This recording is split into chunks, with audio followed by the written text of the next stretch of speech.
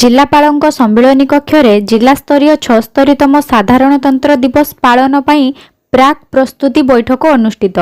शुक्रवार दिन प्राय 3:30 ରୁ 4:30 ମଧ୍ୟରେ ମୟୂରଭଞ୍ଜ ଜିଲ୍ଲା ପ୍ରଶାସନ ପକ୍ଷରୁ ଜିଲ୍ଲାପାଳଙ୍କ ସମ୍ମିଳନୀ କକ୍ଷରେ ଜିଲ୍ଲାସ୍ତରୀୟ 76ତମ ସାଧାରଣତନ୍ତ୍ର ଦିବସ ପାଳନ ପ୍ରାକ୍ ପ୍ରସ୍ତୁତି ବୈଠକ ଅନୁଷ୍ଠିତ ହୋଇଯାଇଛି। ଏହି ବୈଠକରେ ଅତିରିକ୍ତ ଜିଲ୍ଲାପାଳ ବିଭୂତି ଭୂଷଣ ନାୟକ, ଅତିରିକ୍ତ ଜିଲ୍ଲାପାଳ ନେତ୍ରାନନ୍ଦ ମଲ୍ଲିକ, PDDRDA ଏବଂ जिला सूचना और लोक संपर्क अधिकारी अविनाश पाणी मंचासीन होई समस्त अधिकारी सहित ए बाबद आलोचना करिसेंती।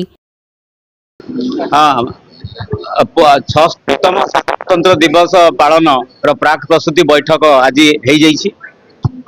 हो अतिरिक्त जिलापाल एवं PDDRDA एवं अन्य जिला स्तरीय अधिकारी समस्त मौजूद थिले एवं इनर व्हील कर्मकर्ता थिले समस्त ऑफिशियल जिला स्तरीय थिले एवं आमर जो 76तम साधारणतंत्र दिवस पालन किपरि करा जिवो सुरुखुरे एवं ए जातीय दिवस हेतिबारु आमे सब प्रकार प्रस्तुति करिछु। विशेष करी सामाजिक स्तर रे बा सोशल एक्टिविस्ट किबा कोनोसी सक्सेस पर्सन तांकर मध्य आमे तांको पुरस्कार करिवो एवं एटा सुरुखुरे पालन करिवो बोली आमे आशा रखिछु एवं समस्त प्रकार प्रस्तुति हेई सारिछि एवं आमे आशा करछु ए जो 76तम साधारणतंत्र दिवस भल भाव पालन करिवो एवं जातीय दिवस गारिमा वहन करिवो। धन्यवाद।